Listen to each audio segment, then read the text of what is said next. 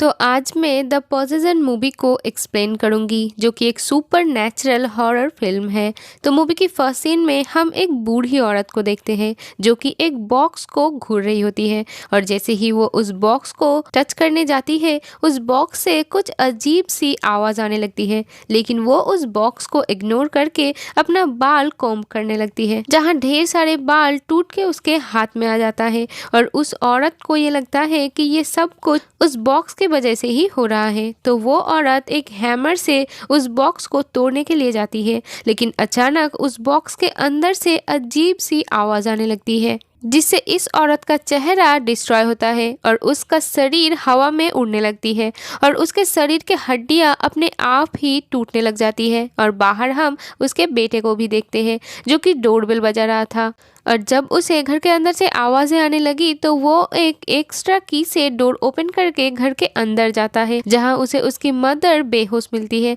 और ये सीन यहीं पर कट जाती है। अब हम क्लाइड नाम की एक आदमी को देखते हैं जिसका 3 महीने पहले ही अपने वाइफ से डिवोर्स हुई थी और उसकी वाइफ की नाम थी स्टेफनी और क्लाइड और स्टेफनी की 2 बेटियां भी थे।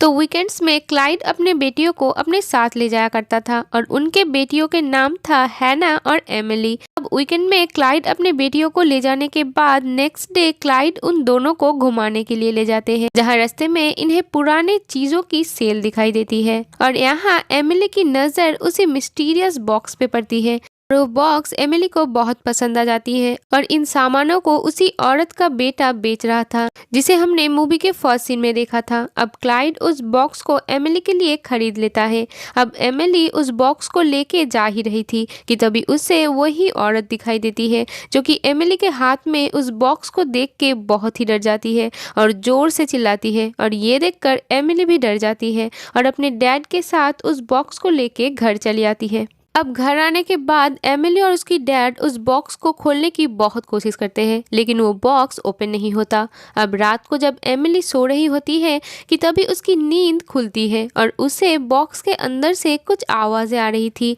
अब एमिली उस बॉक्स को लेती है और इस बार वो बॉक्स खुल जाती है और उसके अंदर एमिली को काफ़ी अजीबोगरीब चीज़ें मिलती है जैसे कि एक दांत, एक वुडन एनिमल फिगर, एक मौत और एक अंगूठी। एमिली उस अंगूठी को पहन लेती है, उस बॉक्स को पकड़कर सो जाती है। नेक्स्ट सीन में हम देखते हैं कि उस अंगूठी को पहनने के बाद से ही एमिली थोड़ी शांत और सबसे अलग रहने लगी थी और हम देखते हैं कि वो बॉक्स अपने आप ही खुल रही थी और रात में उस बॉक्स से कुछ आवाज़ें भी आ रही थी। नेक्स्ट मॉर्निंग हम देखते हैं कि एमिली उस बॉक्स के सामने बैठी हुई है। अब क्लाइड एमिली को ब्रेकफास्ट के लिए बुलाने आता है तो वो देखता है कि एमिली उस बॉक्स के सामने बैठी हुई है, लेकिन हम देखते हैं कि उसकी एक आंख पूरी तरह से व्हाइट थी पर क्लाइड के पास आते ही एमिली बिल्कुल नॉर्मल हो जाती है। अब ब्रेकफास्ट करते वक्त एमिली फोक से नॉइस करते हुए खा रही थी। अब जैसे ही उसकी डैड उसे समझाने के लिए हाथ बढ़ाता है तो एमिली उस फोक को क्लाइड के हाथ में स्टैप कर देती है। ऐसा करते ही एमिली जैसे होश में आती है और वो रोने लगती है और अपने डैड को सॉरी बोलने लगती है। अब रात को बॉक्स अपने आप ही खुलती है और उसके अंदर से बहुत सारे कीट बाहर निकलता है। अब नेक्स्ट मॉर्निंग हैना ब्रश कर रही थी कि तभी उसे बहुत सारे कीट दिखते हैं और ये सारे कीट एमिली के रूम से आ रहे थे। अब क्लाइड जल्दी से एमिली के रूम में जाता है जहां वो देखता है कि एमिली के रूम में हजारों कीट उड़ रही थी और एमिली उस बॉक्स को लेके चुपचाप बैठी हुई थी। तो क्लाइड जल्दी से एमिली को उस रूम से बाहर निकालती है और नेक्स्ट डे पेस्ट कंट्रोल वाले को बुलाते हैं। अब क्लाइड को लग रहा था कि एमिली के साथ कुछ तो गड़बड़ हो रहा है, लेकिन स्टेफनी को लग रहा था कि वो दोनों हाल ही में अलग हुए हैं तो एमिली पे इसका बुरा असर पड़ रहा है। यहाँ हम देखते हैं कि जब वीकेंड के बाद हैना और एमिली अपने मॉम के पास चली जाती है तो एमिली अपने डैड को फोन करके बस उस बॉक्स के बारे में ही पूछती है और उस बॉक्स को छूने से भी मना करती है और इससे क्लाइड को और भी शक होने लगता है।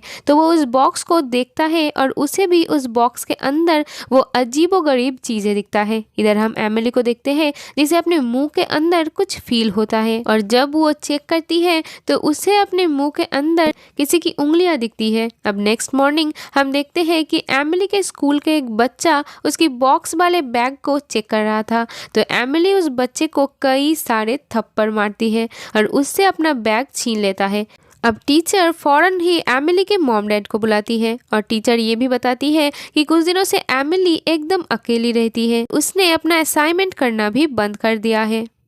और यहाँ हम देखते हैं कि स्कूल टीचर ने उस बॉक्स को सीज कर लिया था। अब उसी दिन रात को जब एमिली के टीचर अपने चेम्बर में कुछ काम से जाती है तो उनके साथ भी वही सेम चीजें होने लगती है जो कि फर्स्ट सीन वाली उस लेडी के साथ हुआ था। पर यहाँ एमिली के टीचर बच नहीं पाती और वो खिड़की से गिर जाती है और उनकी मौत हो जाती है और ये सब उस बॉक्स के वजह से ही हो रहा था। अब नेक्स्ट डे उस टीचर के डेथ के वजह से स्कूल बंद रहता है और टीचर के डेथ के खबर सुनने के बाद भी एमिली को कुछ भी फर्क नहीं पड़ता और वो तो अपने डैड को जल्द से जल्द उस बॉक्स को वापस लाने के लिए बोलती है। और एमिली उसकी डैड को ये भी बताती है कि उस बॉक्स के अंदर उसकी एक फ्रेंड रहती है जिसे सिर्फ वो ही देख सकती है और कोई नहीं देख सकता। अब क्लाइड को तो ये सब बहुत ही अजीब लगता है तो वो इस बॉक्स को कहीं दूर छोड़ाता है और इससे एमिली बहुत गुस्से में आ जाती है और हम देखते हैं कि एमिली को कोई अदृश्य शक्ति 2 बार थप्पड़ मारती है और एमिली जोर से चिल्लाते हुए क्लाइड को ब्लेम करती है और तभी हैना वहां आती है और उसे लगती है क्लाइड ने ही एमिली को थप्पड़ मारा है। अब इसके बाद एमिली रोते हुए सड़क से भागते भागते उस बॉक्स तक पहुंच जाती है जहां वो बॉक्स एमिली से किसी स्ट्रेंज लैंग्वेज में बातें कर रही थी कि तभी एमिली के मुंह के अंदर से कई कीट निकलती है और वो वहीं पर बेहोश हो जाती है। अब क्लाइड भी वहां पहुंच जाता है और वो उसको उठाकर घर ले जाने लगता है, लेकिन तभी वहां स्टेफनी आती है और वो क्लाइड पर बहुत चिल्लाती है क्योंकि हैना उसे बता दिया था क्लाइड ने एमिली पे हाथ उठाया है। अब नेक्स्ट डे कोर्ट से ये फैसला आता है कि क्लाइड अब अपने बच्चों से नहीं मिल सकता और अब से दोनों बच्चे स्टेफनी के पास ही रहेंगे। अब इस सब के बाद क्लाइड उस बॉक्स को अपने कॉलेज के एक प्रोफेसर के पास ले जाता है। वो इस बॉक्स को देखकर बताते हैं कि ये एक डिबुक बॉक्स है और ये बॉक्स किसी जूइश विलेज से है और इस पे लिखा शब्द हिब्रू लैंग्वेज में है और प्रोफेसर बताते हैं कि डिबुक के मतलब है डिसलोकेटेड स्पीड। ये बॉक्स जूडिज्म रिलीजन के लोगों ने बनाया था ताकि इसमें इविल स्पिरिट को कैद किया जा सके। अब ये सारी बातें जानने के बाद क्लाइड इंटरनेट पे जूइश एक्सोर्सिज्म देखता है और वो जल्दी से स्टेफनी के घर जाता है और एमिली के पास बैठकर हिब्रू बाइबल पढ़ने लगता है। अब एमिली क्लाइड के तरफ देखती है और वो बुक क्लाइड के हाथों से अपने आप ही दूर गिरती है और तब भी स्टेफनी आके क्लाइड को घर से बाहर निकाल देती है। अब नेक्स्ट डे क्लाइड ब्रुकलिन जाता है और जेडक नाम के एक आदमी से मिलता है जो कि एक जूइश प्रीस्ट था और वो क्लाइड को अपने पिता और हेजेटिक कम्युनिटी के बाकी प्रीस्ट से मिलवाता है जहाँ सभी लोग उस डिबुक बॉक्स को देखकर पीछे हट जाता है। और यहाँ जेडक के पिता क्लाइड से पूछता है कि इस बॉक्स को पहली बार किसने खोला था तो क्लाइड एमिली के नाम बताता है तो जेडक के पिता बोलता है कि इस बॉक्स में कैद इविल स्पिरिट को एक प्योर सोल चाहिए थी जो कि अब उसे मिल चुका है और ये इविल स्पिरिट एमिली को 3 स्टेज में परसिस्ट करेंगी। पहले तो विक्टिम को विजन्स आएंगे और कुछ अजीब सी आवाजें सुनाई देंगी और दूसरे स्टेज में ये अपने होस्ट को प्रोटेक्ट करेंगी और बाकी लोगों से दूर ले जाएंगी और थर्ड स्टेज पे ये पूरी तरह से विक्टिम के शरीर को अपना लेगी। यहाँ हम देख पाते हैं कि एमिली थर्ड स्टेज पे पहुंच चुकी है और इस इविल स्पिरिट को रोकने का सिर्फ एक ही तरीका है कि क्लाइड को इस इविल स्पिरिट का नाम लेते हुए उसे बॉक्स में वापस जाने के लिए कमांड करना होगा और उसके अंदर जाते ही इस बॉक्स को लॉक कर देना होगा। लेकिन यहाँ क्लाइड को तो उस इविल स्पिरिट का नाम ही नहीं पता था तो वो उन प्रीस्ट से मदद मांगता है लेकिन कोई भी उसकी मदद के लिए नहीं मानता क्योंकि अभी एक्सोर्सिज्म करना इलीगल हो चुका था क्योंकि उससे जान का खतरा रहता है। तो अब क्लाइड वहां से जाने लगता है लेकिन तभी जेडक उसके मदद के लिए मान जाता है और वो अब क्लाइड के साथ एमिली को देखने जाता है। और इधर एमिली जो कि एक प्योर वेजिटेरियन थी वो रात को फ्रिज से मीट निकलकर बड़ी ही अजीब तरीके से खा रही थी और स्टेफनी ये सब देखकर बहुत डर जाती है और एमिली यहाँ बार बार बोलती है कि आई एम नॉट हेयर और वो अपनी माँ स्टेफनी पर हमला भी करने वाली होती है लेकिन वो खुद को कंट्रोल कर लेती है क्योंकि वो अभी भी पूरी तरह से पोजेस नहीं हुई थी।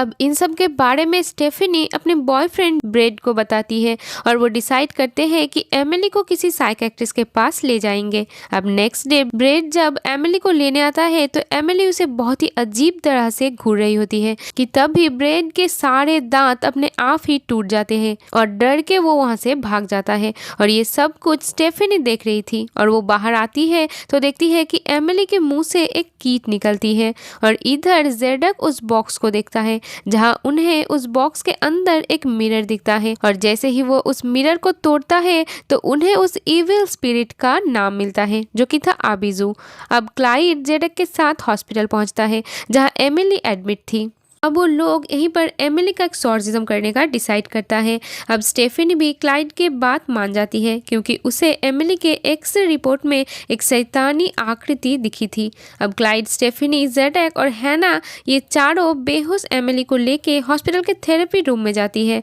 और वहाँ जेडक जूइस एक्सॉर्सिज्म के रिचुअल शुरू करता है और सभी लोग उस बॉक्स में अपने कोई ना कोई चीज रखता है जो कि उनसे क्लोज थी, like watch, hair, family photo. अब रिचुअल के शुरू होते ही एमिली एकदम से डिमोनिक रूप में आ जाती है और सब पे हमला करने लगती है और यहाँ क्लाइड बार बार बोलती है कि वो एमिली को छोड़ दे और बदले में उन्हें अपने शिकार बनाए। अब एमिली भागते हुए मॉर्ग में छुप जाती है और क्लाइड भी एमिली के पीछे पीछे मॉर्ग में पहुंच जाता है। एमिली क्लाइड पे हमला करता है लेकिन क्लाइड बच जाता है। लेकिन इस सब के दौरान ये इविल स्पिरिट एमिली के बॉडी को छोड़कर क्लाइड के बॉडी को अपना लेती है। अब क्लाइड एमिली को लेकर वापस आती है और सभी को लगता है कि ये इविल स्पिरिट भाग गई है, लेकिन जेडक समझ जाता है कि इस इविल स्पिरिट ने किसी और शरीर को अपना लिया है। अब जेडक यहाँ जोर जोर से उस इविल स्पिरिट आबिजू का नाम पुकारने लगता है और उससे डेबुक बॉक्स में जाने के लिए कमांड करता है और हम देखते हैं कि आबिजू क्लाइड के मुंह के अंदर से बाहर निकलता है और डेबुक बॉक्स की तरफ जाने लगता है। बॉक्स के अंदर जाते ही जेडक उसे कैद कर लेता है और अब क्लाइड, स्टेफनी, हैना और एमिली एक साथ रहने लगता है और सब कुछ ठीक हो जाता है। नेक्स्ट सीन में हम जेडक को देखते हैं जो कि इस डेबुक बॉक्स को ब्रुकलिन ले जा रहा था और रास्ते में उसकी कार की एक ट्रक से टक्कर हो जाती है और हम इस डेबुक बॉक्स को रोड पर पड़ा हुआ देखते हैं और मे बी जेडक की वही डेथ हो जाती है और ये मूवी यहीं पर खत्म हो जाती है।